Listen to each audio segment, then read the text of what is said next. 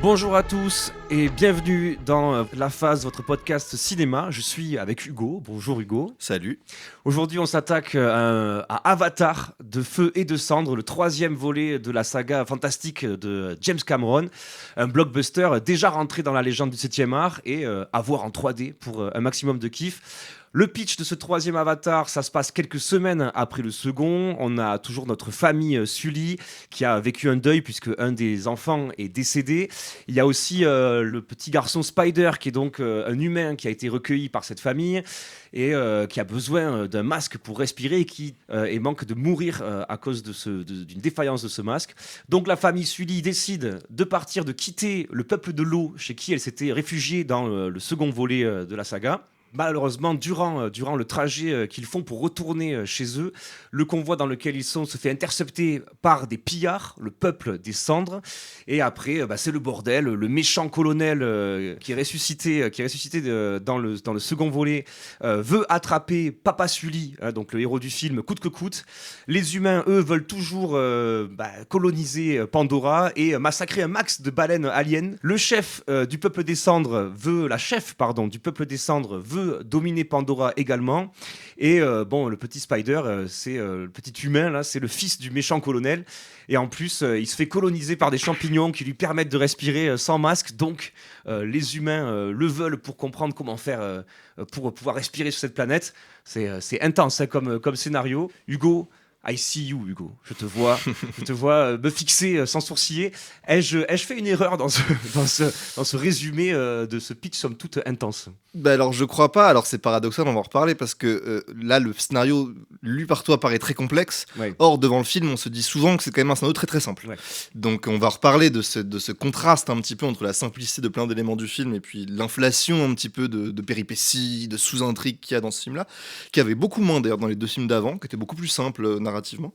Mais avant de rentrer dans ce film là plus précisément, je trouvais que ça pouvait être intéressant de parler un peu de la saga Avatar et notamment de ce truc assez étrange, je pense, je vais peut-être dire un truc hyper banal, mais ce qui me paraît quand même être le geste singulier de cette saga, c'est qu'elle va créer un autre monde, un monde vraiment inventif, au point qu'elle va pas juste, comme pourrait le faire le Seigneur des Anneaux, déguiser notre monde, filmer nos collines à nous, les collines néo-zélandaises, et dire que c'est des collines elfes et maquiller des acteurs, mais elle va carrément inventer par ordinateur complètement un autre monde. Cet autre monde complètement inventé, en même temps, il est vachement proche du nôtre. C'est-à-dire qu'il y a toute une inventivité, tout un arsenal technique mis au moyen de créer des extraterrestres qui sont des bipèdes humanoïdes avec des mains, des pieds. Alors bon, ils ont 6 doigts et pas 5, donc c'est quand même une différence très légère. Ouais. Ils sont un peu plus costauds et un peu plus souples, mais sinon, ils se déplacent avec des montures comme nous, ils ont des arcs, ils parlent, donc ils sont très proches finalement des humains, et ils sont dans des environnements qui eux aussi sont très proches des nôtres. On a la forêt dans le premier, l'océan dans le 2, et puis là des territoires un peu volcaniques en plus dans le troisième. Même la faune est extrêmement similaire. La faune est extrêmement similaire, et on en reparlera plus tard, la culture même de ces aliens est très proche, s'inspire plutôt beaucoup de cultures amérindiennes, plein de Maoris, il y a plein de références un petit peu à des cultures terrestres. Et donc, il y a un truc un peu contre-intuitif dans ce film, c'est qu'on va faire tout un arsenal technique pour fabriquer un autre monde, finalement très proche du nôtre. Et cette idée-là de l'extraterrestre comme proche de l'humain, c'est même le concept même du film, qui est moins présent dans ce troisième volet, mais qui est quand même ce qui donne son titre à la saga, c'est les avatars. On décrète que un terrien, on va le faire entrer dans le corps d'un alien, et globalement, tout se passe bien, quoi. La scène, pour moi, m'avait quand même beaucoup marqué, même jeune, quand il était sorti, le film, du premier Avatar. Globalement, on prend Jake Sully, on le connecte à un corps extraterrestre, il se lève dans le corps extraterrestre, il a 1 seconde de nausée, et puis c'est bon, il va courir dans la forêt, tout va bien. On a ça dans celui-là, t'as évoqué dans ton pitch. Spider, à un moment, se fait un peu... il y a des champignons de cette planète qui poussent en lui. Il se réveille, et puis tout va bien, quoi. Sa vie continue. Donc il y a cette idée qu'en fait... les aliens de Cameron sont des anti-aliens. C'est pas du tout des êtres différents du nôtre, vu que la preuve, on peut prendre mon cerveau, le mettre dans leur corps, et puis tout va bien aller. D'ailleurs, cette idée que les aliens sont des anti-aliens, c'était déjà un petit peu ce qu'il avait fait, vu que Cameron est un peu rentré dans l'imaginaire cinéphile en faisant la suite de Alien, du film Alien. le film Alien, ce qui était assez marquant dedans, c'était justement le fait que nous avions des humains confrontés à une créature qui n'avait rien à voir avec des humains, qu'on comprenait pas, qui était opaque, voilà. On savait pas comment elle se reproduisait, on savait pas pourquoi elle tuait les humains, enfin, on était vraiment face à l'étrange. Quand Cameron reprend Alien, dans le deuxième, bah déjà, le film va devenir un film de guerre, on va avoir deux armées comme ça opposées, l'armée alien et l'armée humaine, et en fait, le film va travailler à tisser un parallèle entre l'héroïne du film et la reine des aliens, et par quoi elles vont être reliées par le fait qu'elles sont toutes les deux mères.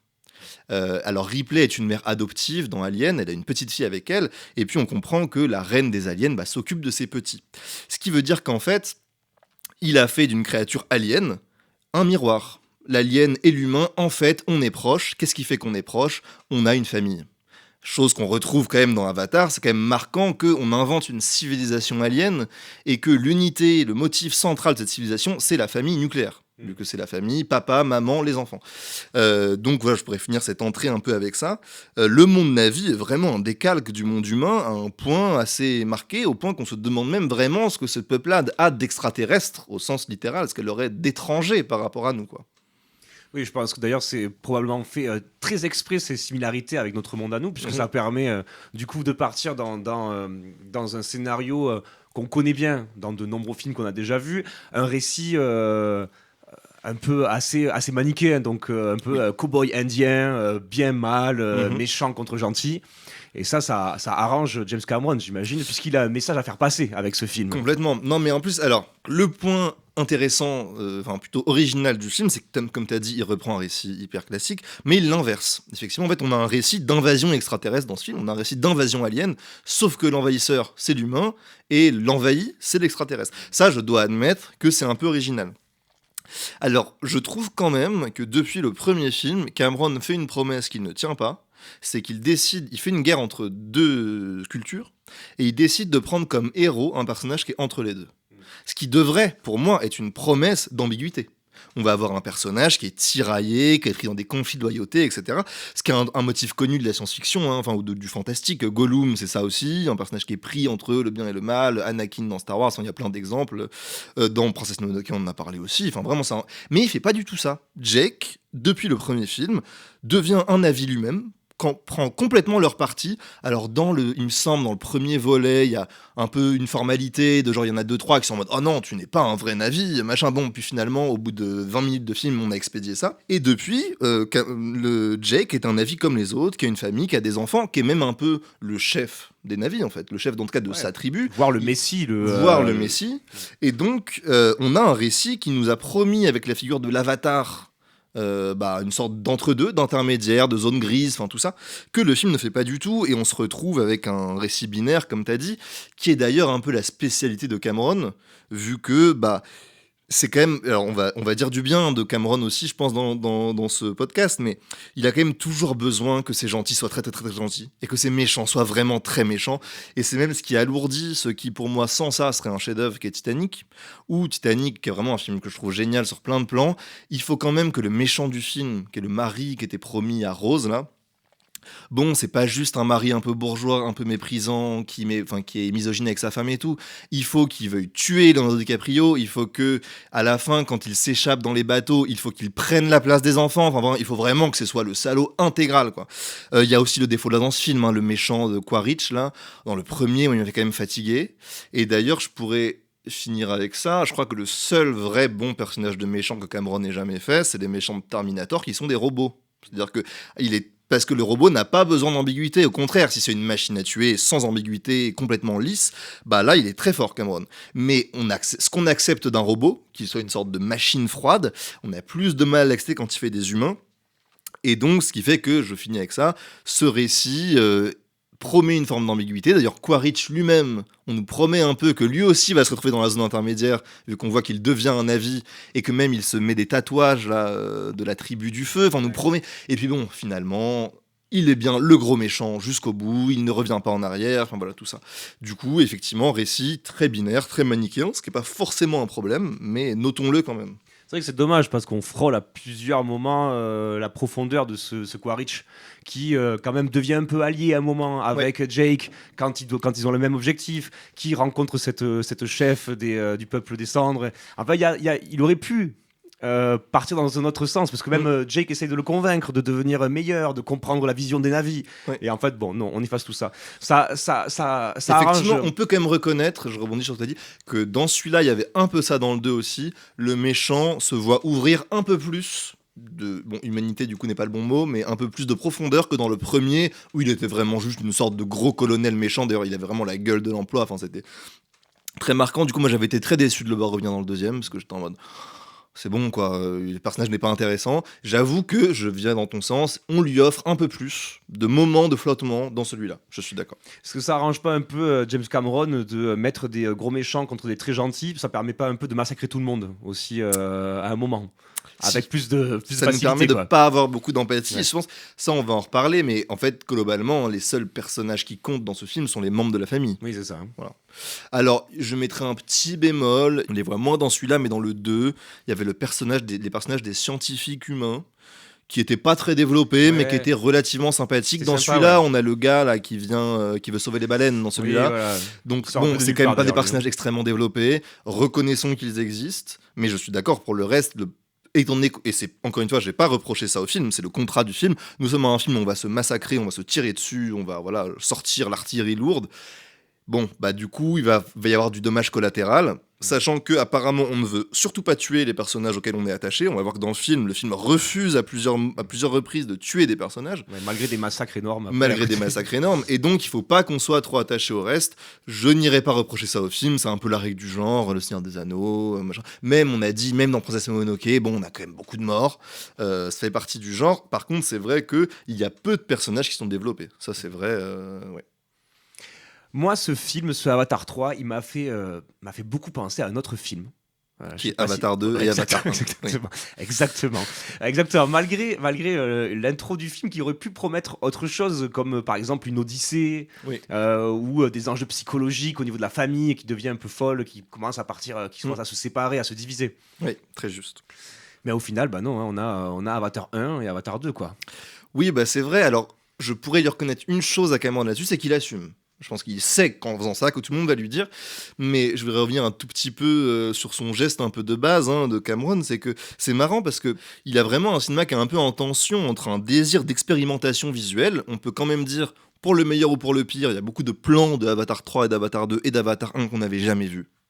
La motion capture, donc c'est cette technologie qui permet de capter les mouvements des acteurs, on l'avait déjà un peu vu avant, mais elle est quand même là poussée à un point de réussite, disons-le comme ça. La 3D, moi c'est quand même le seul film que j'ai vu de ma vie en 3D où je me suis dit, bon, je suis content d'avoir des lunettes 3D pour ce film-là. Voilà, il y a des très beaux trucs de joueurs sur la profondeur de champ, les distances, il y a des beaux effets de montage. Il y a aussi un truc qui dans celui-là bug un peu par moment, mais il change la vitesse de filmement des images. Du coup, on a des moments, des scènes d'action, on va y avoir 60 images par seconde, je crois, ou 48, et des moments normaux à 24 images par seconde. Enfin bref, il y a une sorte d'innovation expérimentale, un peu comme ça. Dans Titanic, déjà, c'est un film qui, niveau technique, était complètement fou pour l'époque. Et ces autres films aussi, bref. Il y a l'idée qu'il va inventer des trucs visuellement à chaque fois. Et en même temps, c'est hyper classique. On va en reparler, le récit est classique, même si tu prends la musique de ce film. Autant visuellement, il y a plein de trucs qu'on n'a jamais vus. Par contre, qu'est-ce que j'ai déjà entendu, ce que j'ai dans les oreilles, on a globalement de l'orchestre symphonique. Voilà, très banal, la musique classique de cinéma, avec, je vais mettre des gros guillemets pour tous les mots que, voilà, mettez des guillemets sur les mots que je vais utiliser là maintenant, mais vu qu'on est dans une atmosphère un peu tribale, nous avons une atmosphère un peu world music, avec des percussions un petit peu, voilà, afro-caribéennes, disons, tu vois, enfin, voilà, ce ne sont pas mes mots, mais c'est clairement le film est quand même dans cette zone-là, tu vois, disons-le, donc bon, on n'est quand même pas dans du traitement sonore très original, franchement, d'autant qu'en plus en science-fiction, ça peut être l'occasion, tu vois, Blade Runner, plein de films, qu'on essaie d'inventer des trucs en disant nous sommes sur d'autres planètes, allons inventer d'autres sons. Cameron ne s'est clairement pas posé cette question-là. C'est le cas par rapport au récit aussi. En fait, tu dis que Avatar 3, c'est un peu la reprise d'Avatar 2, qui est une reprise d'Avatar 1, mais Avatar 1, ça a déjà beaucoup été dit. Il y a déjà beaucoup de Pocahontas dedans, il y a beaucoup du Roi Lion, il y a beaucoup de... Voilà, bon, Pocahontas, c'est évident. Il y a aussi beaucoup de Titanic, en fait, qui est un film de Cameron sur un couple entre deux personnes qui sont opposées sur tous les plans et qui vont s'allier un petit peu contre les grands méchants bourgeois, ou en l'occurrence ils seront les humains dans ce film-là. Et ce qui est assez singulier, c'est que du coup, cette saga, les suites sont pas vraiment des suites. Si tu prends le Seigneur des Anneaux, par exemple, le Seigneur des Anneaux 2 prolonge le premier. Oui. On est lancé sur une quête en plusieurs étapes. Mais en fait, Avatar 1, il se finissait, c'était fini. C'est des remixes, Les quoi. navires avaient gagné. Voilà, c'est des remakes. On refait Mhm. le film. Sauf que c'était quoi quand même la variation? Ce qui faisait que moi, j'étais quand même friand relatif d'Avatar 2, c'est que déjà, il y avait un vrai saut technique entre le 1 et le 2 qui faisait que, bon, je suis face à un film, une sorte de démonstration de force technique. De fait, le 2, je vois qu'il va beaucoup plus loin que le premier, de ce point de vue-là. Et la deuxième différence dans le 2, c'est qu'il y avait l'apparition d'une nouvelle matière qui était l'eau. Alors déjà, l'eau, on sait que Cameron, il adore ça, il a fait plein de films dans l'eau, bon, Titanic, The Abyss, machin. Et puis en plus, bon, je fais un petit fun fact, en plus, les gens qui nous écoutent peut-être qui font de la 3D le savent, mais l'eau en 3D, c'est un gros problème, parce que quand tu veux créer des volumes, de la lumière et tout, l'eau, ça déforme tout. Selon, il y a un problème de courant, un problème de à quelle vitesse elle va, est-ce qu'il y a des vagues, il y a le problème de la réflexion de la lumière, vu que c'est quand même ça le gros problème quand on crée des créatures 3D, c'est comment on fait en sorte que la lumière se diffuse sur leur peau, comme dans la vraie vie, et comme tu sais, c'est hyper que les peintres ont passé des siècles à essayer de retrouver ce rendu réaliste de la lumière. Bah l'eau, ça fout tout en l'air. Et donc je sais d'ailleurs que dans Le Seigneur des Anneaux, qui était un grand moment de prouesse de la 3D avec le personnage de Gollum, il y a une scène où Gollum chasse des poissons, tu sais, où il va pêcher des poissons à la main. Et j'avais vu une interview des mecs de 3D qui disaient ça, qui disaient bon là c'est le moment où on a montré qu'on en avait une grosse quoi. Regardez, on fait pêcher un personnage qui est entièrement fait en 3D, on le fait pêcher dans l'eau et on y croit. Et donc il y avait aussi un truc qu'on n'avait jamais vu de l'eau comme ça dans Avatar 2. Effectivement, ça marchait très bien. D'autant qu'en plus, on est dans un film qui veut nous mettre au contact du réel par la matière et donc effectivement retranscrire de la matière. Très bien, la forêt dans le 1, l'eau dans le 2. Là, le problème, c'est que on n'a plus ce saut technique-là. Le Avatar 3 m'a pas paru beaucoup plus abouti qu'Avatar 2 sur un plan technique. Il y a un truc que j'ai trouvé plus réussi, mais il faudrait que je revoie le 2, c'est les visages. Je trouve que le visage de Varang, là, la chef de la tribu du feu, est vraiment très réussi. Il y a des trucs comme ça qui sont un peu réussis. Mais sinon, j'ai pas vu de rupture technique. Et la deuxième chose, c'est que, en fait, ça se passe quasiment dans les mêmes espaces que le 1 ou le 2. Et du coup, cette promesse de nous dire, ok, je te refais le remix, mais on va dire, je change les instruments, quoi, je fais la même mélodie, mais je change les instruments, ce qui serait la matière. Là, en fait, on l'a pas du tout. On m'a promis un film qui se passe premier dans la forêt, deuxième dans l'eau, troisième dans le feu. Ouais. Bon, on a 20 minutes de feu dans ce film, quoi. On a une vanne de volcanique à un moment, on a une scène de transe devant le feu, on en reparlera. Mais sinon, on est globalement sur un film qui, en apparence, n'honore pas sa promesse de nous faire le même film dans un nouvel environnement. On aurait pu attendre logiquement un volcan, par exemple. Par exemple. En plus, le Pandora s'y prête très bien. C'est vrai que moi, quand on arrive dans cette zone désertique, à un moment, je me dis, il va y avoir un climax ici, et même pendant qu'ils vont se battre, il va y avoir une éruption volcanique. Parce que je suis très original, voilà. Je pense que c'est l'idée qu'à peu près eu tous les cinéastes du monde, mais du coup je suis surpris que Cameron ne l'ait pas. On pourrait faire une petite interprétation vite fait psychologie à deux balles, mais il aime tellement l'eau qu'il fallait que son climax soit dans l'eau. C'est vrai que pour l'instant, en plus il a fait je les ai pas vus, mais il a fait des documentaires de plongée sous-marine, c'est un plongeur, enfin il est vraiment passionné par ça. Ça se voyait très bien dans Avatar 2 d'ailleurs, qu'il avait un vrai goût de reproduire l'eau, et peut-être qu'il s'est dit, bon allez, on y retourne quoi. Donc ce Avatar 3, c'est vrai qu'il ressemble pas mal à ses prédécesseurs. Moi, j'ai remarqué aussi ce qui m'a dérangé un petit peu, c'est peut-être le manque de finesse de certaines choses dans le film, notamment par exemple les dialogues. Mais malgré le manque de finesse, on aurait pu attendre d'autres portes intéressantes à développer. Par exemple, je sais pas, le méchant avec sa relation amoureuse avec la chef des pillards, ou ce peuple des cendres, comment ils auraient pu se développer dans le film. Et au final, ces portes-là qu'on attendait, elles se referment très vite. Ouais, c'est vrai que moi ça m'a beaucoup marqué parce qu'autant, il faudrait que je revoie le 2, mais dans mon souvenir, le 2, on comprend au bout d'une demi-heure qu'on va voir un remake du premier, dans l'eau. Et je suis ok parce que j'ai l'eau, je suis très content. J'ai 15 ans de technologie nouvelle, prouesse en plus, et de l'eau, je suis très content. Dans celui-là, moi, pendant une demi-heure, 45 minutes de film, j'ai plein d'espoir que le film va me proposer autre chose. Déjà, tu t'en as parlé dans ton introduction, mais le premier enjeu narratif du film, c'est on va emmener Spider, là, ce petit garçon humain, retrouver les humains. Bon, on n'est pas très subtil sur le coup du masque, machin, je ne m'inquiète pas du tout. Je viens de m'étouffer en pleine nuit, mais c'est pas grave, je veux quand même rester. Bon, voilà, bref. Mais ok, c'est pas grave, on passe. Et moi, je me dis, on va avoir une sorte de road movie, en fait. On va traverser, vu que Cameron veut nous montrer des espaces de Pandora, il va nous faire traverser Pandora. En plus, on a cette idée que, pareil, il me donne beaucoup d'espoir, c'est qu'ils vont faire le voyage avec des marchands. Ouais, jusque-là, Bon, Avatar était quand même très très très abstrait et oui, très peu précis sur comment ça marchait, l'économie. Voilà, on a l'impression que ça n'existe pas trop. Ouais, Et bon, bah, c'est bon. on aurait pu espérer un truc qui s'ouvre sur justement c'est comment ces marchands Voilà. naviguent, se déplacent de peuple en peuple, quelle est l'économie, quelle est la société Complètement. à Qu'est-ce travers qu'ils Pandora. mangent, qu'est-ce qu'ils s'échangent, Ouais, machin. tout à fait. Peut-être que les poissons du récif, ils vont aller les pêcher, les échanger D'où contre cette je sais pas promesse quoi. d'Odyssée au début là qui aurait été Voilà, vraiment c'est que tu sympa. as appelé très juste Odyssée. Effectivement, on aurait pu accroire une Odyssée familiale. En plus, comme tu as dit de manière assez juste aussi, au début, la famille semble se déliter un petit peu. Quoi de mieux pour exploiter ça que de les faire voyager, quoi. De voir ce qu'ils y vont. Et avec, on aurait pu, moi je crois que ça va être ça le film à ce moment-là. Cette famille qui se délite, comme Cameron est quand même un familialiste pur jus, il va falloir qu'elle se ressoude. Et donc le voyage et les épreuves du voyage vont les ressouder. Moi je pensais que ça allait être un peu ça le film. Et j'étais partant parce que je me suis dit, bon, on va voir plein de choses. On va voir plein de nouveaux décors et tout. Deuxième élément qui me renforce encore mon espoir d'un film un peu singulier, c'est nous avons une nouvelle caste, enfin une nouvelle tribu qui rentre dans le film, qui seront les pillards du feu. Alors, avant de parler de ces personnages-là, dont on va développer un petit peu, mais déjà, moi, j'aimerais bien dire que on va dire du mal de Cameron. Je veux quand même dire, allez, lui faire un peu du bien aussi. C'est un super metteur en scène d'action. Et cette scène-là, pour moi, elle est magistrale. La scène de l'attaque, Ah des ouais. marchands. Ah, pour moi, ça. Alors, c'est marrant, c'est encore une scène qui reprend un truc qu'on a déjà vu 40 fois. C'est l'attaque de la diligence du western, c'est l'attaque du train. Dans Avatar 2, il y avait déjà une attaque de train qui était super. Mais bon, il fait son deal. Je refais l'attaque du train, mais cette fois, c'est dans les airs, dans un tout autre environnement. Et bon, tu vois, moi, la scène, je trouve hyper réussie parce que on avait dit sur Mononoke, Mission Impossible et tout, que l'art de la scène de l'action, c'était l'espace. Savoir se repérer dans l'espace et rendre lisible le mouvement. Il se passe plein de trucs, ça bouge partout et il faut que le film arrive à rendre ça lisible. Ce qu'on a vu, c'est difficile. Marvel, en 25 films, n'a toujours pas réussi, je crois, à faire une scène où je me dis c'est bon, je sais où je suis, je me repère bien.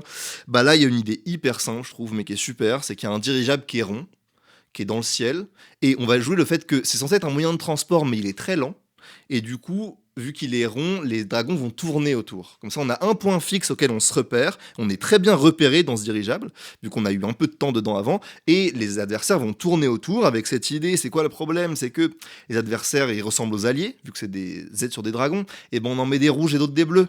Bon, c'est tout con, tu vois, c'est des idées toutes simples, mais ça rend le truc hyper lisible, hyper clair. Et la scène, je trouve que, bon, tu m'as dit, je suis d'accord, qu'elle a des petites facilités scénaristiques. Oui, quelques petits Voilà. détails. Je suis d'accord. Malgré tout, moi, à ce moment-là, j'avoue, je prends un gros pied et je me dis même à ce moment-là, peut-être que là, Cameron est à son apogée de Avatar. Mais Parce que c'est aussi malgré tout le côté point final à cet espoir d'Odyssée. Hein. Alors, voilà, ils on vont va parler 3 minutes de vol exactement. et puis bam, ils se font délinguer. Le Quoi. truc chute. Non, je voulais avant, voilà, Mais oui, la scène d'action est incroyable. d'attaquer ce qui va pas avec tout ce qui est cette scène va créer. Non, t'inquiète. Non, effectivement, t'as raison. En plus, c'est un peu une sorte de métaphore un peu marrante. Je pourrais dire le vaisseau chute et le film avec quoi. Parce que là, il nous offre un truc un peu fou. Donc j'ai dit premièrement, la scène d'action, je la trouve super, nouvelle. Moi, j'avais pas vu une scène d'action comme ça dans Avatar et je trouve que là, le truc de 3D et de perspective est vachement bien utilisé, tu vois. Avec et ce personnage de Varang là qui arrive, qui dégage toute une sorte de charisme, tout de suite en bref, je trouve la scène super. Et avec dernière idée de la scène que j'adore, c'est la chef qui voit le ballon et qui va enflammer un de ses potes pour qu'il aille faire péter le ballon qui est fait d'eau. Du coup, ça fait une sorte de contraste. Eux, c'est le feu, les gentils avatars, ce sera l'eau. Ça donne directement une profondeur à ce peuple qui est prêt à, qui est complètement fanatique, qui est prêt à se flammes. sacrifier, et même visuellement, quoi. L'idée que le ballon éclate, explose, et qu'on a de l'eau, et que du coup, ce ballon qui avançait vers l'avant chute vers le bas.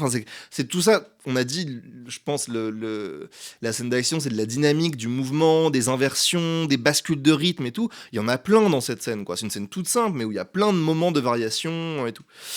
Et bon, bah effectivement, après, le dirigeable chute. Et il gâche du coup cette promesse un petit peu, effectivement, t'as dit de l'Odyssée.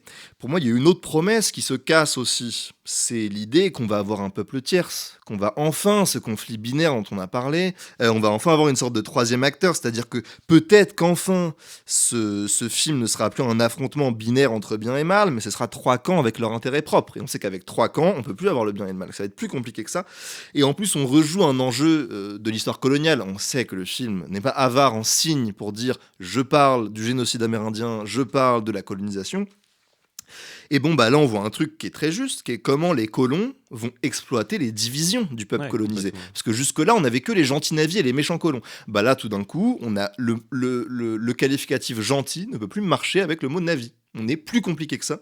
Et donc, cette demi-heure promet un peu un film nouveau, quoi, où on va avoir un récit plus complexe, plus ambigu, plus stratégique, quoi, le peuple descende, quelle place ils vont choisir, comment ils vont gérer leurs intérêts et tout.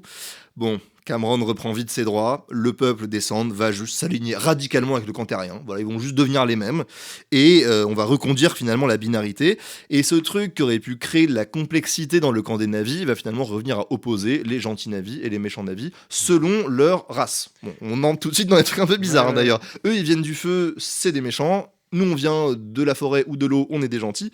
Et je finis juste avec ça, cette déception, je trouve qu'elle est exemplaire avec le personnage de Varang, là. La chef du feu.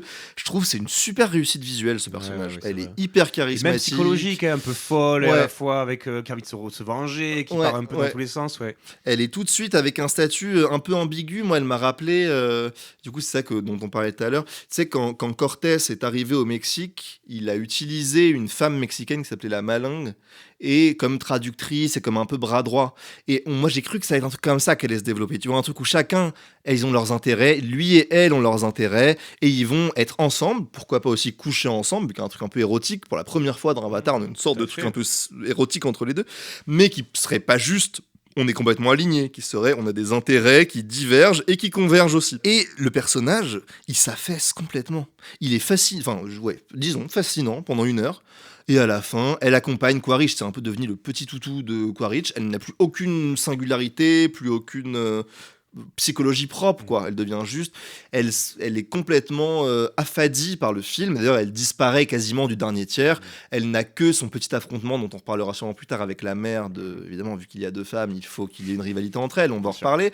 Mais elle n'a plus que ça à la fin. Elle a à se mettre sous la dent le fait qu'il y ait une sorte de rivalité entre elle et Neytiri, la femme de Jake. Mais sinon, après 1 heure où je me dis, wow, cette femme, c'est quand même quelque chose. Enfin, je ne sais pas où elle va, mais elle me fait quelque chose comme personnage. Et puis bon, finalement, à la fin, elle devient une sorte de sous-fifre du méchant. Et c'est vraiment dommage parce que justement, moi, un truc que je trouve qui aurait pu casser cette binarité-là, et d'ailleurs pour moi, c'est une de mes scènes préférées du film, c'est quand Quaritch la rencontre. À cette femme qui vient il vient la voir, il vient dans son terrain à elle pour essayer de discuter avec elle, et là rentre en jeu une espèce de séduction un peu malsaine avec elle le drogue et lui il se laisse faire, il lui envoie des punchlines un peu. D'ailleurs pour moi c'est un peu le seul moment où les dialogues sont plus fins que d'habitude, où c'est mieux écrit, et cette espèce de relation là un peu tordue, un peu bizarre qu'ils ont entre eux, où lui d'ailleurs il se laisse un peu aussi posséder par elle, parce qu'au début il veut juste l'avoir comme allié, mais on se rend compte quand même qu'il l'aime bien, qu'elle l'attire. D'ailleurs après plus tard dans le film il commence à se peindre en rouge comme elle parce qu'il fait partie du même clan. J'ai trouvé que ça aurait pu être un peu le plot twist qui creuse un peu la profondeur du film, et en fait bon mais ça aussi ça disparaît à un moment dans le film. Disons que dans un truc que tu as dit qui est juste, moi, ça m'a fait penser à ce moment-là, il y a un rapport de force avec un S. C'est-à-dire que les deux ont des forces et des faiblesses et les exploitent. Elle se laisse pas impressionner par le fait qu'il ait ses snipers à côté. Voilà, il a un énorme avantage qui est le fait qu'il a des armes. Bon, pareil, on retrouve un truc très de l'histoire coloniale, quoi. Les blancs qui arrivent avec les hommes qui viennent du ciel, comme ils les appellent, qui arrivent avec leurs guns. Mais elle, c'est une sorcière, donc elle a le côté. Voilà, elle a ça et elle connaît l'environnement et elle connaît le terrain. Exactement, on retrouve vraiment un truc classique du colonialisme, quoi. On utilise l'indigène qui connaît le terrain, l'indigène utilise à ses propres intérêts, qui sera d'exploiter les armes et tout.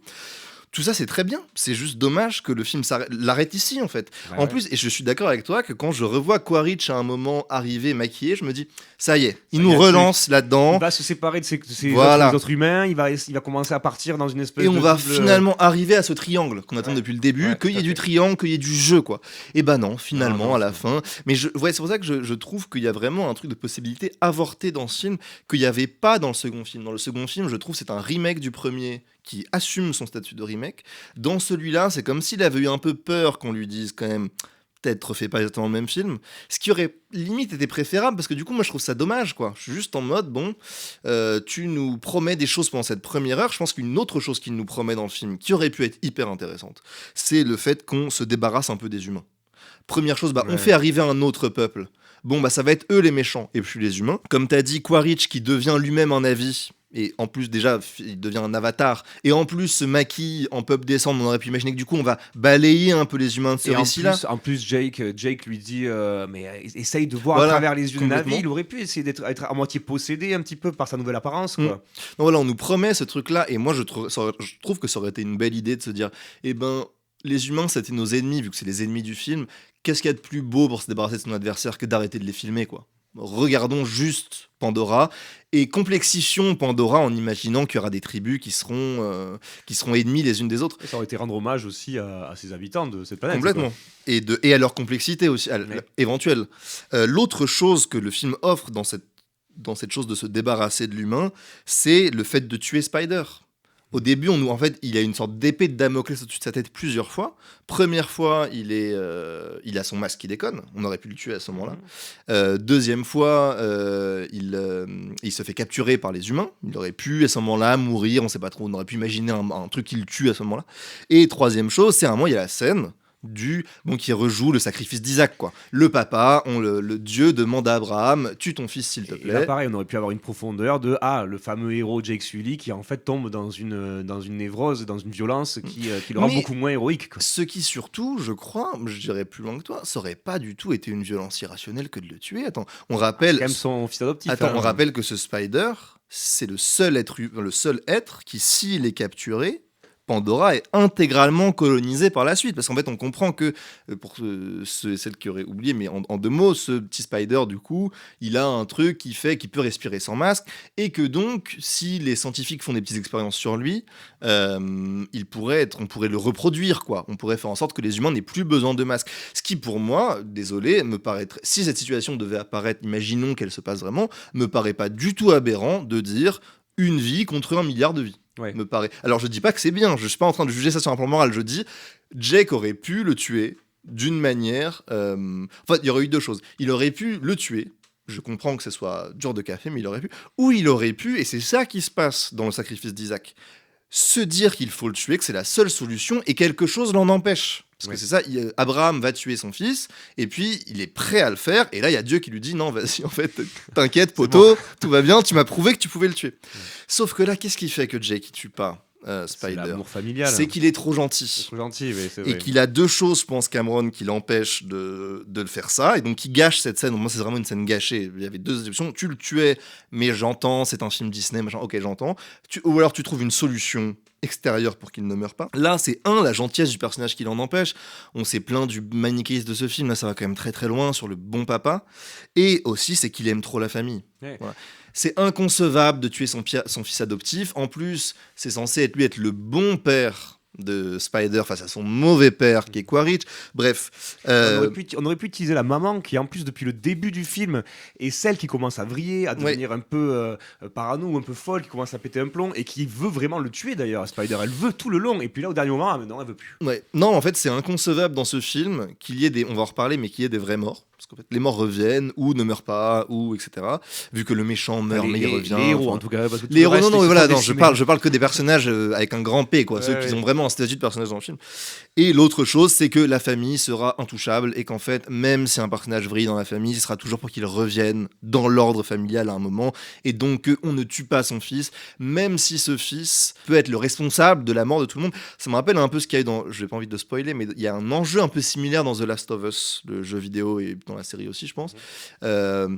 Et bon, j'ai plein de reproches à faire à ce truc-là, mais au moins il avait abordé le sujet frontalement.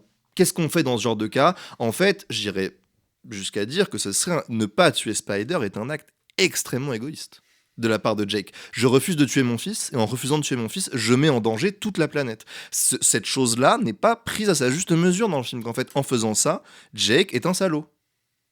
Enfin, tu vois, à l'échelle Oui, de ça, la planète, Allez, oui, après, oui.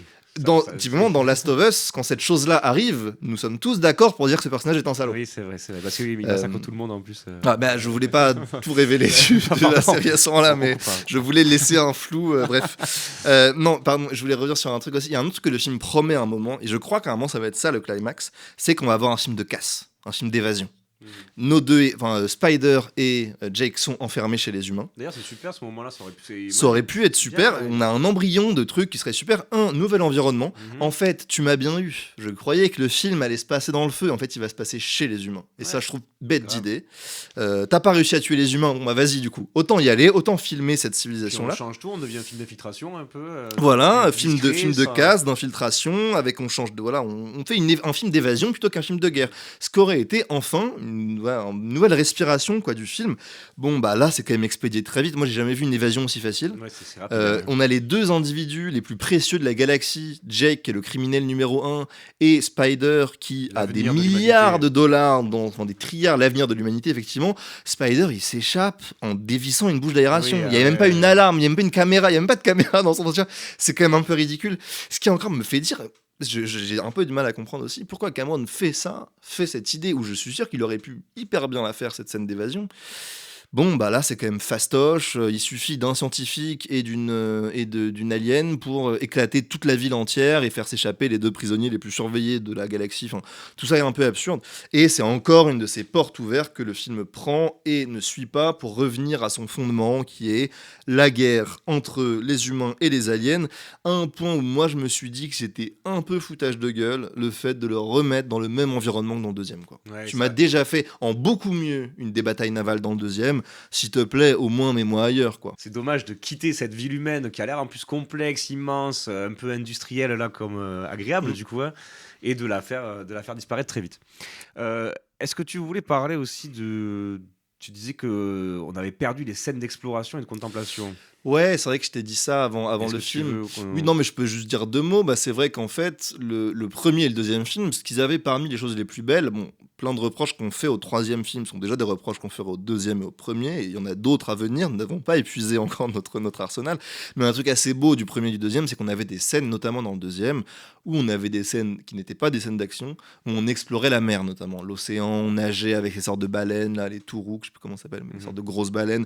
On suivait des poissons volants. Il y avait vraiment des scènes très belles où tu sentais qu'il s'était fait plaisir. Cameron et son équipe s'étaient dit on va se faire plaisir. Et il y avait du coup de la respiration. Certes, on avait de la poursuite et de l'action, on avait des vrais moments de découverte et d'émerveillement un peu. J'avais eu ça, moi, quand j'ai vu le premier Avatar, je trouvais que les scènes, il y avait plein de scènes un peu moyennes, et puis l'imaginaire, on en reparlera, mais je le trouve pas forcément très créatif. Mais bon, les scènes d'exploration de la forêt, je trouvais ça très beau. Mais là, il y a tellement d'action, tellement de personnages dans ce film, et tellement d'enjeux narratifs pas creusés. Spider, le masque, le sacrifice, l'évasion, le cassant. Il y a tellement tout ça qui complexifie le gâteau un petit peu, il y a tellement de couches dans ce millefeuille qu'on n'a aucun moment comme ça. On en a un tout petit bout que je trouve très beau, c'est les plans où quand Neytiri au début se fait blesser par une flèche, après tu sais elle dérive un peu autour d'une sorte de lune ou de planète, elle dérive sur son sorte de dragon. Ça je trouve, on a un petit temps calme, assez triste, mais un petit temps calme où on peut regarder un peu les choses calmement. Sinon, en fait le film ne nous promet pas de nouveaux environnements, donc on voit rien de nouveau, et on voit les créatures qu'on a déjà vues dans le deuxième et dans le premier, mais on les voit uniquement dans l'action, quoi. Les baleines sont juste là pour la narration, parce qu'il faut qu'elles sauvent le monde, enfin, voilà. On a un truc beaucoup plus narratif, et on n'a plus le plaisir de nager avec elles, comme on a eu dans le deuxième, où vraiment il y a une scène de nage avec les baleines, je trouvais ça hyper beau, quoi. Donc c'est vrai qu'on a perdu un peu ces scènes d'exploration, de contemplation dans ce monde magnifique, hein, monde en plus sublimé par la 3D. Monde magnifique, mais qui malgré tout semble un petit peu simpliste, dans lequel il manque un peu de fantaisie peut-être. Alors est-ce que James Cameron aurait du mal à créer un univers si différent que ça? Il fout des lumières bleutées fluo partout, oui, mais à part ça, il aime. Ça, il aime beaucoup, mais à part ça. Bah, c'est vrai que alors Avatar, pour lui, c'est un gros truc nouveau parce que c'est la première fois qu'il crée un monde, en fait. Alors déjà, il n'y a pas beaucoup de cinéastes qui ont fait comme ça du space opéra ou du merveilleux. Enfin voilà, le nom pourrait être discutable. En tout cas, un truc où on invente complètement un monde un peu ex nihilo, parce qu'il a fait ses grands films de science-fiction, c'est Alien. Bon, bah, c'est dans l'imaginaire d'Alien qu'il maîtrise bien, mais c'est dans l'imaginaire préexistant. Et la beauté, la singularité de Terminator, c'est que c'est un film de science-fiction qui se passe au présent. Bon, je reviens pas dessus, mais Terminator, c'est des gens qui viennent du futur et qui reviennent dans le présent. Et donc, il se passait dans le contemporain. Titanic est un film de reconstitution historique, donc il est un peu cadré, certes il a une liberté artistique, mais il est un peu cadré par le réel un petit peu historique. Et The Abyss, qui est un film que je recommande, qui est moins connu, se passe dans un sous-marin, et donc pareil, il est très cadré par à quoi ça ressemble à un vrai sous-marin, quoi. Et donc je pense que son grand talent, c'était de mettre son art de la mise en scène au service d'un monde qui lui préexiste, quoi. je prends les sous-marins, je vais bien filmer un sous-marin. Et je trouve que là-dessus, il est incroyable. Vraiment, le bateau de Titanic, je pourrais quasiment me repérer dedans, quoi. Enfin, je trouve qu'il arrive à nous balader dedans, à nous le faire voir tel qu'on l'a jamais vu, etc. Et là, il doit inventer un monde. Et là, bon, je reprends un peu ce que tu as dit, mais je suis obligé de le dire, et ça n'enlève pas son talent de metteur en scène. Il est assez médiocre au niveau de l'invention. Voilà, je pense que ces aliens, c'est des grands humains bleus, ces décors, on a dit, qui sont un peu déjà vus. Il est très fort pour l'eau, on va en reparler, mais... Les baleines sont des baleines, les voilà. pieuvres sont des pieuvres, et les oiseaux sont des dragons. Voilà, c'est très homogène quand même. Les aliens, ils se ressemblent tous. Hein. Alors, ceux du récif, ils sont pareils en un peu plus vert. Et un peu plus maori, bon, c'est quand même, on est dans une image un peu discutable d'ailleurs, quand même, par rapport à ça, mais voilà, il y a une vague différence de couleur, il y a de la bioluminescence partout, enfin, bon, c'est très homogène. Et tu vois, si je comparais, parce qu'il y a pas, vu que ça demande beaucoup d'argent, il n'y a pas tant de films qui ont fait ça, de créer comme ça des mondes numériques un peu. Mais si tu compares un mec comme George Lucas, donc là qui a fait Star Wars, je pense que James Cameron est un bien meilleur metteur en scène. Il filme beaucoup mieux, il dialogue mieux, il dirige mieux ses acteurs, il n'y a aucun doute. Mais Lucas est un bien meilleur inventeur. Pensons aux créatures folles de Star Wars, leur inventivité, les planètes, même les vaisseaux. Enfin, c'est hyper inventif, les noms de décors marquants, tu vois, les planètes de lave, les planètes d'eau, les extraterrestres dans tous les sens, Jabba the Hutt. Enfin, tu vois, il y a aucune créature qui n'arrive à la cheville, façon de parler, de Jabba the Hutt, tu vois. Et donc, bon, je parle même pas de Miyazaki ou de trucs qui sont encore plus géniaux là-dedans. Et donc, je dirais qu'Cameron, c'est un super metteur en scène, mais c'est pas un grand inventeur. Et ce que je trouve, moi, ce que j'ai toujours trouvé dommage depuis le premier Avatar, c'est que il est bon, Cameron, mais là, il joue pas sur son terrain, quoi. C'est un peu, on met Messi, mais on le fait jouer gardien, quoi. Tu vois, il est pas à son bon poste. Et du coup, je dirais même que les plus grandes réussites d'Avatar, c'est tout ce qui ne lorne pas du côté de la SF. C'est-à-dire l'eau, le feu, les feuilles, la texture, tout ce qui est de l'ordre de la texture terrestre, il est trop fort, on le sait, après on le savait déjà avant, il nous prouve que déjà il sait filmer l'eau, qu'il sait maintenant la faire sur ordinateur et que c'est toujours aussi incroyable. Donc les scènes de fusillade sont bien, les poursuites sont bien, enfin tout ce qui n'est pas de l'ordre de la SF est plutôt bien, et c'est le reste qui est un peu, je dis médiocre pour pas dire nul, c'est pas nul, c'est juste très... banal, normie, quoi. Normie, exactement. Et je pourrais prendre une scène de ce film-là qui illustre bien je pense, ce déficit d'imagination de Cameron, c'est la scène où il prend de la drogue. Tu vois, la drogue, c'est le grand moment où on pourrait dire c'est un grand motif de l'art de l'imaginaire, quoi. De l'art, on va rêver des mondes différents. Ça permet même de modifier les perceptions, d'inventer des créatures. Tu vois, tu pourrais dire qu'un film comme Las Vegas Parano, c'est un peu un film de science-fiction parce qu'il y a de la drogue et que du coup, les corps se déforment, avoir des créatures nouvelles et tout. Bah ici, c'est pas quoi faire avec ça. Hein. Ah oui, non. Déjà, il invente une drogue extraterrestre. En fait, bon, c'est de l'ayahuasca, quoi. Enfin, c'est de la drogue qui ressemble beaucoup à de la drogue qu'on imagine de culture amérindienne, tout ça. Truc de souffler une poudre dans le nez, c'est des trucs qui existent déjà c'est ça. dans des cultures. C'est dans une hutte avec des trucs un peu totems qui sont très... Alors encore une fois, je ne dis pas, ce n'est pas des mots que j'utiliserais moi, c'est des mots qui sont évidemment les mots du mood board de Cameron, qui serait Mexique, entre guillemets, qui serait culture préhispanique. Enfin voilà, on est dans cet imaginaire-là. Et bon, ce qui devrait être une scène de drogue, c'est hyper codé dans l'imaginaire, c'est tribus, feu, trans, drogue psyché, où on se souffle de la fumée, et c'est hyper banal dans l'exécution. Tu vois, on a des couleurs vaguement qui bougent un peu, flou, des formes, voilà, ils voient un peu flou. Moi, en fait, si ça c'était une scène qui se passait sur Terre, je dirais juste t'as une vision extrêmement banale de la drogue. Mais alors en plus, si tu dois m'inventer une drogue extraterrestre pour qu'elle fasse ce que les derniers des normies font dans les drogues terrestres, c'est encore plus dommage. Et je pense que cette scène, je me suis dit vraiment, tu vois, dès qu'il s'agit d'imaginer des choses qui n'existent pas dans le réel, t'es vraiment pas bon. Et t'es tellement bon quand tu vas aller filmer des bateaux, tu vois. Pourquoi tu ne dédies pas ton art? Pourquoi Messi? Pourquoi vas-tu jouer gardien de but alors que tu dribbles super bien, tu vois? Il y a ce truc-là un peu dans le film qui me frustre et où je trouve que c'est le cas depuis le premier et que ça n'a pas bougé. J'ai un petit espoir avec la créature de feu à un moment. Je trouve le personnage trouve un peu quelque chose. Première fois, je trouve qu'il y a un avis, qui a une sorte de vraie personnalité visuelle. Mais à part ça, je trouve que c'est assez faible et que ce qu'il y a de plus fort dans cette tribu du feu, c'est les moments où ils dansent autour du feu, qui sont du coup filmés du feu, quoi. Du feu qu'on a déjà sur Terre. Donc il n'y a pas forcément besoin d'aller sur Pandora pour filmer du feu. Parlons du coup un petit peu du fil rouge de ces avatars, du thème principal, j'ai envie de dire, c'est l'écologie. Également, c'est comment les méchants humains viennent pour détruire la planète. Et d'ailleurs, dans le 2 et dans celui-ci aussi, il y a la question donc, de la surpêche, du massacre de ces baleines à but financier. Il y a le peuple Na'vi est censé être en harmonie avec les créatures, avec la nature de Pandora.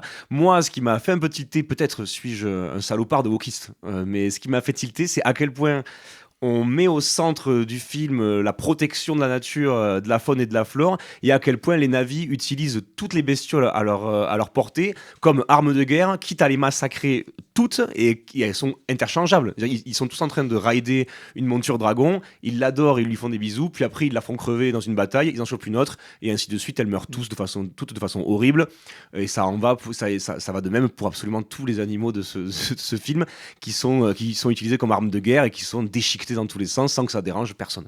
Oui, non, mais je suis à peu près d'accord avec tout ce que tu as dit. Donc déjà, voilà, on avait des désaccords sur les moments du film qu'on avait aimé ou pas, mais là-dessus, nous sommes complètement d'accord. Ouais. On retrouve cette idée que c'est ce que tu as dit avec d'autres mots, mais qu'on a déplacé dans le monde de Pandora nos problèmes à nous. Conquête de l'Amérique, génocide amérindien, et en fait le colonialisme en général. On a des petites refs à Apocalypse Now, voilà, on a les bombes qui tombent du ciel, guerre du Vietnam, enfin une sorte de grand gloubi-boulga comme ça d'imaginaire un peu anti-impérialiste, on pourrait dire.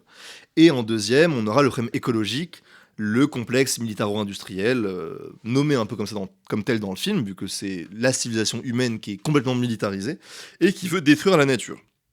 Alors, premier problème, déjà, j'ai dit détruire la nature, pour moi, c'est déjà mauvais signe. De fait que ce soit ça l'enjeu du film, parce que la nature, ça n'existe pas. Ce qui existe, c'est plein de formes de vie, et que le film est quand même dans un imaginaire très homogène. Mais surtout, le problème de ce narratif-là dans le film, c'est que c'est une vision hyper binaire et manichéenne, et que bon, ça peut marcher dans Star Wars, mais si tu veux rentrer dans les sujets écologiques réels, cette vision-là ne marche pas, quoi.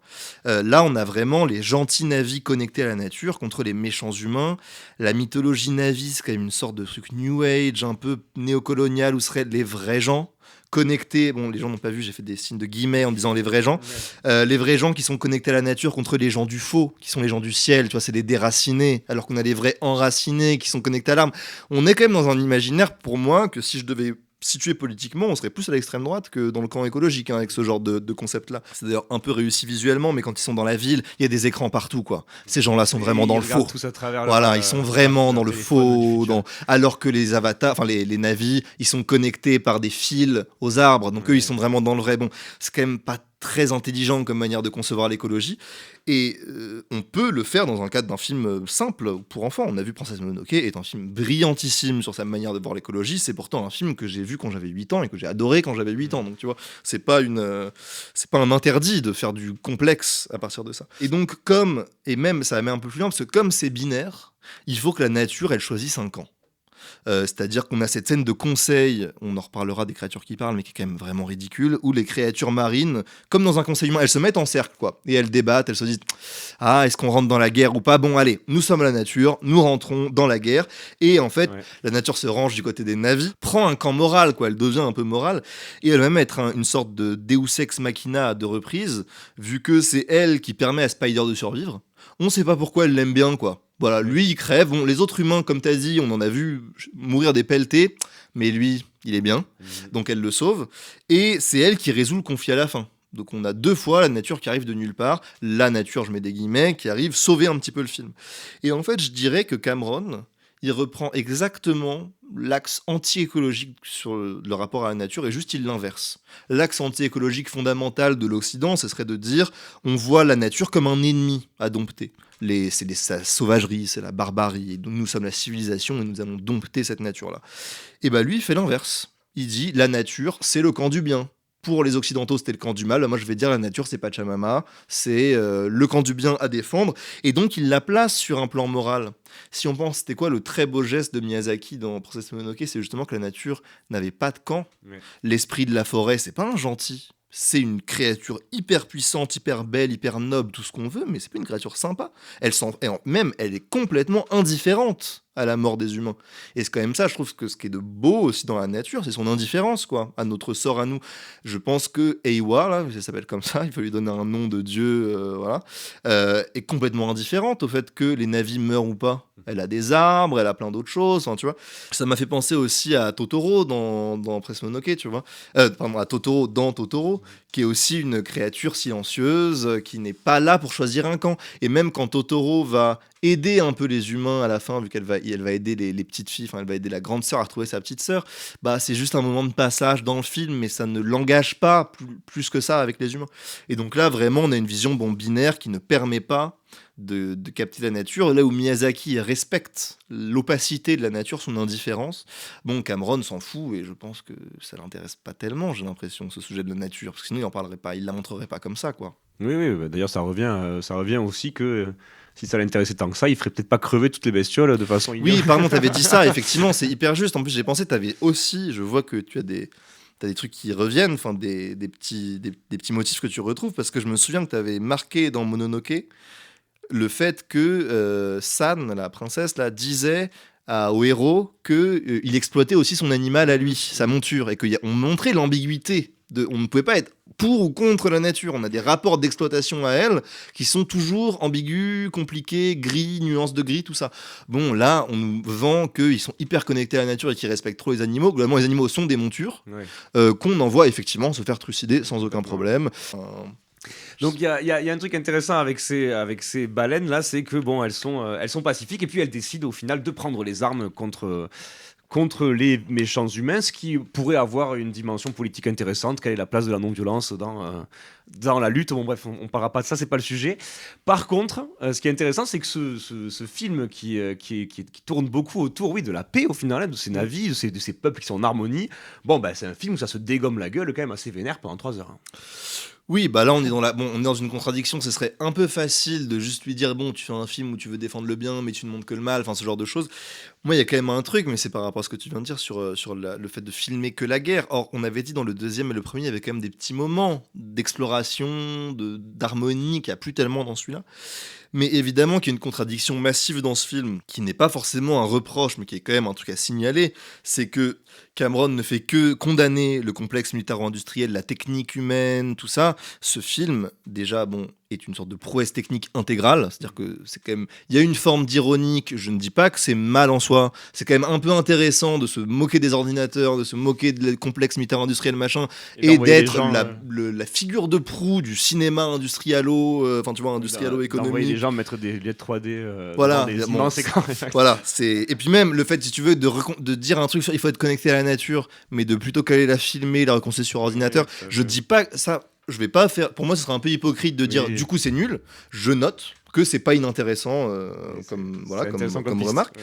Non, et l'autre chose, c'est que qu'est-ce qu'il aime Cameron, il n'arrête pas de nous parler de la paix. Mais qu'est-ce qu'il aime filmer? Il aime filmer la guerre. Baston, ouais. Et c'est ok, c'est bien d'avoir des bons cinéastes de guerre, on n'est pas du tout contre, mais il aime filmer, mais aussi, d'ailleurs je dis la guerre, je vais un peu vite, il aime filmer les sous-marins, il aime filmer les voitures, il n'y en a pas dans celui-là, mais dans Terminator, il y a une super scène de poursuite à moto, il aime filmer les bateaux dans Titanic, dans Avatar aussi, il aime filmer les hélicoptères, il y a une super scène dans True Lies, un film moins connu qu'il a fait, mais il y a une super scène comme ça d'hélicoptère. Bref, il aime filmer ça. Il aime filmer ça quand ça se poursuit, quand ça se tape, et quand il y a de la technique. D'ailleurs, il aime filmer.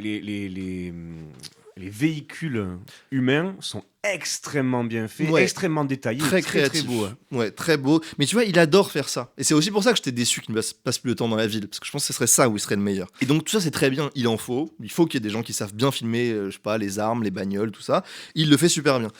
Par contre, comme on choisit pas forcément ses talents, bah il est pas bon quand il filme la nature. Enfin, quand il filme la nature. Donc ce que tu as dit, et c'est pour ça qu'il filme quand même beaucoup la guerre, mais que quand il veut figurer, par exemple, le lien à la nature, figurer par des liens lumineux, la connexion, c'est quand même, c'est un peu, ouais, j'ai même pas de mot qui me vient, mais c'est juste très banal, quoi. C'est pas du tout intéressant. Et je dirais même un tout petit peu plus loin sur le sujet un peu écologie, guerre, paix, machin. On a dit que Cameron, il a anthropomorphisé les aliens. En fait, c'est toute la nature qu'il anthropomorphise. Alors, on en a parlé, on s'est un peu moqué avant le podcast de cette idée de faire parler les baleines, quoi. Avec des dialogues, avec des sous-titres d'une profondeur extraordinaire et des sous-titres. C'était vraiment important, quoi. Il fallait vraiment qu'elle le dise. C'était important qu'on connaisse leur message. Des sous-titres très moches et vraiment des phrases bateau possibles. Ouais. Non, et en plus, je disais ça par rapport à la nature, mais qui a déjà eu un animal ou qui a déjà eu une relation plutôt avec un animal sait que ce qu'il y a de beau dans une relation avec un animal, c'est justement qu'il parle pas. Oui, exactement. Qu'on a autre chose, on a du non-verbal qui se fabrique. Et j'ai envie de dire, si je provoque un tout petit peu, à Cameron, toi qui aimes tant les bateaux, sûrement plus que moi, toi qui aimes les avions, les machines, tout ce qui est l'ordre de la machine, tu trouverais pas que ce serait un peu bête de faire parler un bateau ? Tu vois. Justement, ça gâcherait pas un peu la grandeur, la majestuosité, tu vois, de ton bateau. Moi, j'ai un peu le même truc. Quand tu me fais parler une baleine, je me dis, tu me gâches ma baleine. Ce qui est beau dans la baleine, c'est justement qu'elle ne parle pas, tu vois.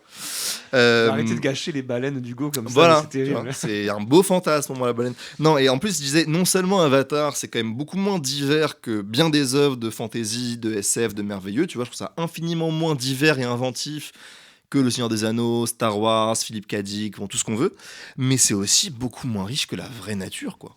Bah oui. Moi, je suis une Oui, c'est vrai. micro-anecdote personnelle, mais ma sœur bosse avec les oiseaux, du coup, elle m'envoie souvent des photos des oiseaux qu'elle voit. Et il y a infiniment plus de diversité dans 4 photos des oiseaux qu'elle m'a envoyées que dans l'ensemble de la faune de Pandora, quoi. Ouais.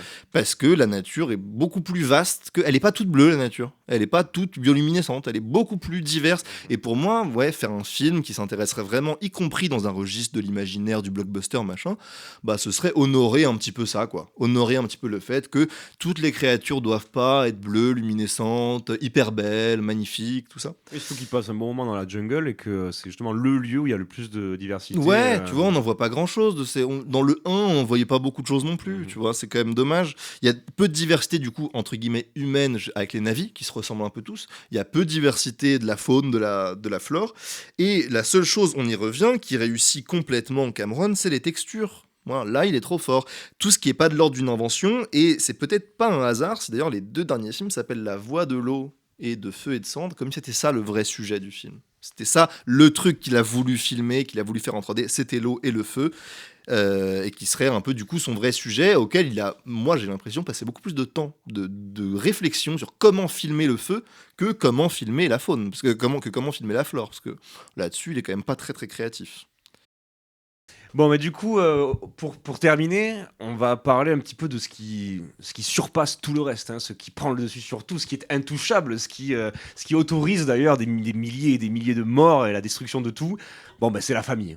Alors là, vraiment, James Cameron, la famille, attention, hein. On touche pas à la famille, hein. On peut dire qu'on a affaire à un film familialiste sans trop se mouiller, sans La mauvais famille jeu de mots. déjà, mais c'est vraiment dans le- ils ont eu du mal un petit peu à faire périr le frère. Et Oui. c'est un truc qui leur fait beaucoup de mal. Il y a aucun membre de la famille qui meurt dans ce troisième Non, c'est vrai que volet. d'ailleurs j'ai été un peu cruel, j'ai dit avant qu'ils avaient du mal à faire mourir ces personnages, ils avaient fait mourir ce frère, Oui, je mais reviens un c'est- petit peu sur Mais mon... ça, hein, ça reste, c'est vraiment très très important pendant tout le long du 3. Ce frère qui est décédé, là, vraiment, mon Dieu, c'est terrible. Et du coup, bon, dans le 3, on ne tue personne de la famille. Et d'ailleurs, même, on les protège plus que tout le reste. Ouais, bah en fait, et d'ailleurs le film est un peu empêtré, mais c'est pas inintéressant, mais dans ses contradictions, on a dit que il fait un film pacifiste, mais qui n'est qu'un film de guerre, globalement, il prétend défendre la nature, mais en fait il l'a fait parler, et globalement, bon, c'est une sorte d'anthropomorphisation généralisée, et on a aussi un film qui quand même, à quelques moments, prétend faire une sorte de critique de l'autorité patriarcale, qui est associée, à raison, au complexe militaro-industriel, aux gros bonhommes qui font la guerre, quoi, qui sont un des sujets du film. Et on a notamment une réplique à un moment. Au début, là, quand Jake dit à sa famille qu'ils vont aller rendre Spider, tout le monde se rebelle, dit « Oh, mais non, on veut garder notre petit frère, machin. » Et lui, il dit « Non, mais c'est pas une démocratie, c'est une famille. » Ouais. Petit truc qui pourrait signaler le fait que le film va mettre en crise l'autorité du père. Et même avant ça, sa femme lui dit à un moment, bon, ben, c'est comme toi tu veux, c'est toi qui décides. Oui. De toute façon, moi je suis ta femme, j'allais pas te contredire devant le reste Ouais. de la tribu. Mais par contre, voilà, c'est comme ça, il faut obéir à Turok Moktu. Ouais. Avec un côté un petit peu saoulé de ça. Donc il y avait Ouais, des ouais, pistes ouais. sur Mais en fait, il y a cette l'antipatriarcat. scène qui est une piste, Ouais. mais on note que c'est dialogué. Enfin, Ouais. c'est-à-dire que c'est du dialogue. Dans les faits, on va bien rendre Spider aux humains. Ouais.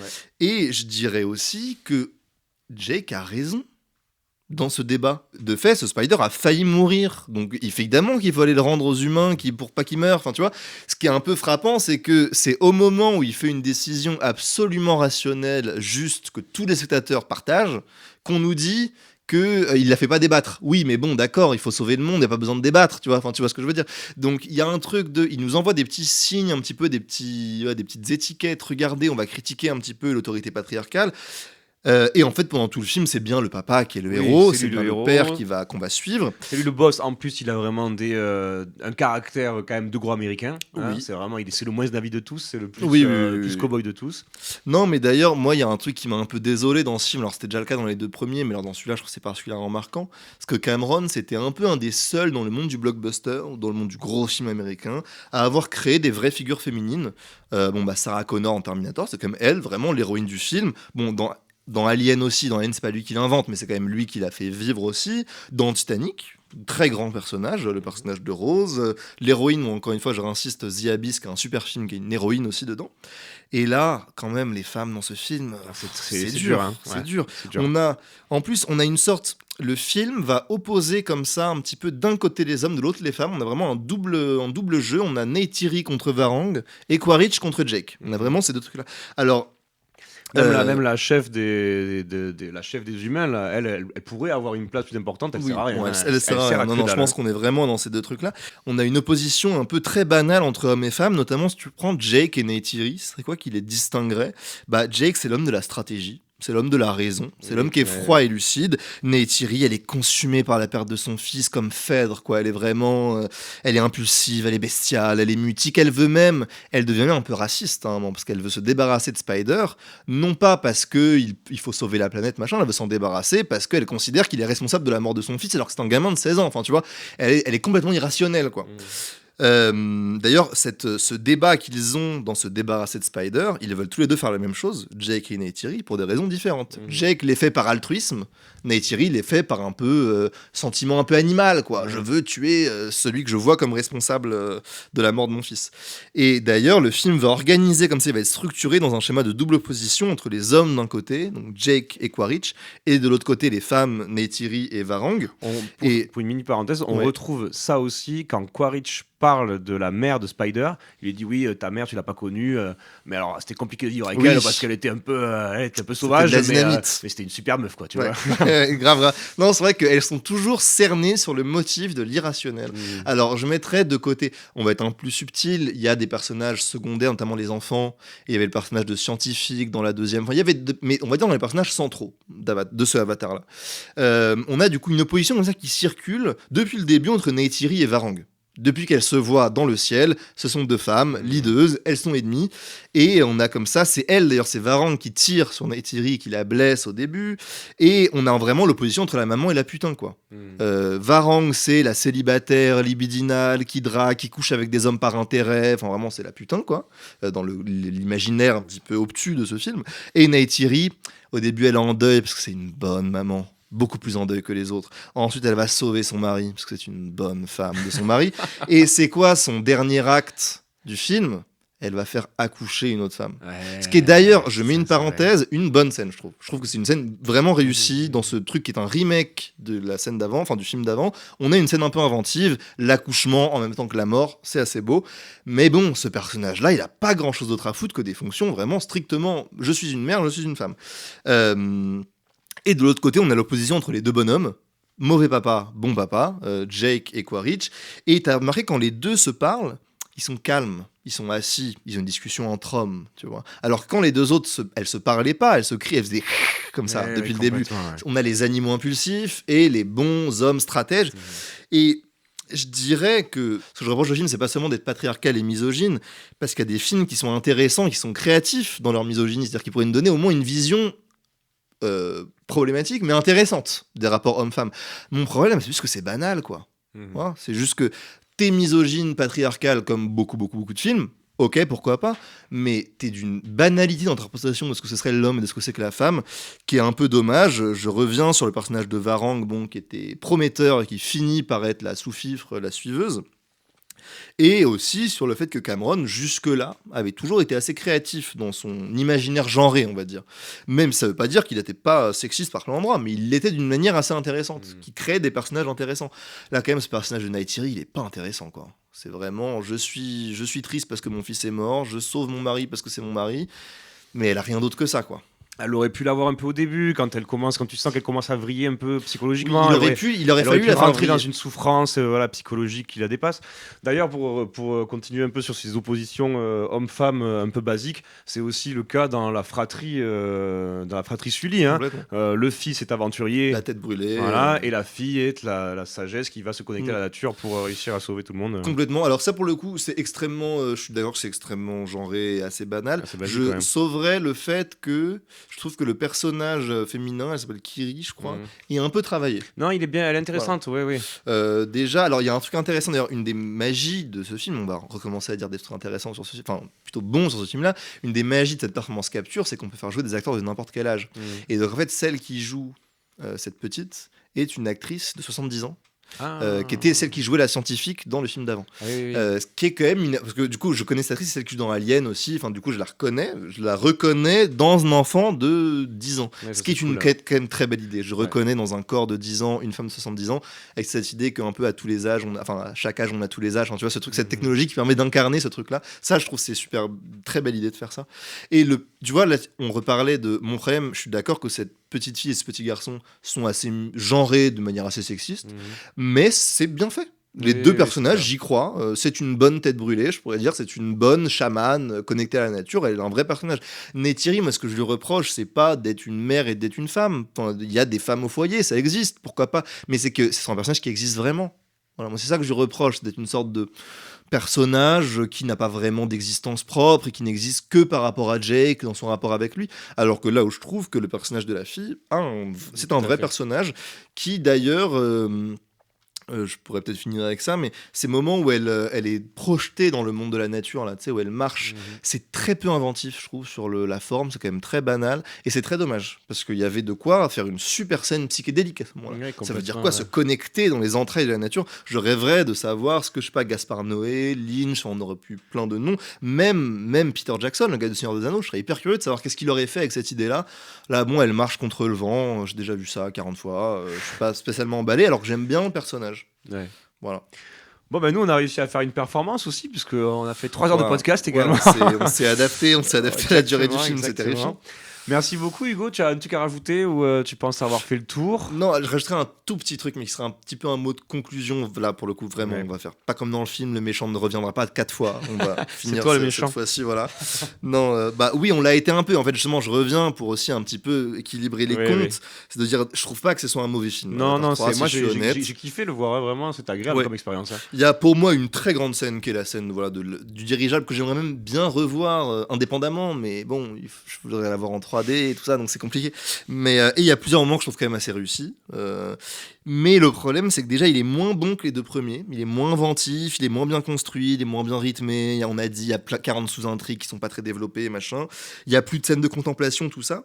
Et en même temps qu'il est moins bon que les deux premiers, il reproduit tous leurs défauts, quoi. Tous les trucs qui étaient déjà des trucs que je trouvais très médiocres dans le Avatar 1 et 2, ils reviennent. Et la dernière chose que je finirais, qui est à la fois un compliment et un reproche, c'est que le fait que je vois dans ce film l'immense filmeur qu'est Cameron, l'immense technicien au sens noble, là vraiment un artisan, mais dans le sens le plus beau du terme, quoi. Pas dans le sens juste un copieur, dans le sens quelqu'un qui a une vraie orfèvrerie de son travail. Mais je trouve qu'il est très limité par son imaginaire moyen, même s'il y a quelques belles visions des fois, c'est quand même, il est très enfermé dans un imaginaire peu intéressant, avec des motifs très éculés, pas créatifs, là où je trouve qu'il s'en donne à cœur joie dans Titanic ou dans Abyss, et on le voit dans tous les plans que c'est un filmeur génial. Là, je le vois par moments, mais je le trouve qu'il est contraint, et j'aimerais bien qu'il arrête Avatar. J'aimerais bien qu'il aille faire autre chose. Ouais. Qu'il se dise, j'en ai fait 3, il faut que ça continue pour des raisons économiques, je pense. Je vais le donner à un autre metteur en scène, une autre metteuse en scène qui sera sûrement moins bon que moi, mais moi, je vais aller faire un autre film, parce que je pense qu'il a plein de choses à nous offrir, c'est vraiment un super cinéaste, et qu'il s'est attaqué à un travail où il n'y a pas le meilleur de lui qui ressort, quoi. En plus, il peut faire ce qu'il veut maintenant, lui. Hein. Là, il a... Oui, bah voilà, il peut faire économiquement. En plus, là, c'est des films qui coûtent tellement cher qu'il sera difficile de faire un film qui coûte plus cher. Ouais, je pense qu'il ne fera que des films moins chers. Donc, voilà, je pense qu'il peut faire ce qu'il veut. Il a le talent pour faire des trucs de fou et on l'attend. On espère qu'il ne fera pas Avatar 4, 5, 6, 7, 8 comme c'est parti pour. Et bien, surprise, il est là. Ouais, il arrive. Ah, James, hi. Hi. Bon, on lui fera passer le message. En tout cas, merci beaucoup, Hugo, pour ton analyse. Ben, merci à toi. Merci à vous tous, auditeuristes de La Phase, d'avoir écouté ce podcast. Si vous nous avez suivis jusqu'au bout, parce qu'on a Ouais, été long, force, là, hein, bravo aujourd'hui. à vous. Hein. Et on se dit à la prochaine pour un nouvel épisode. Des bisous. Salut.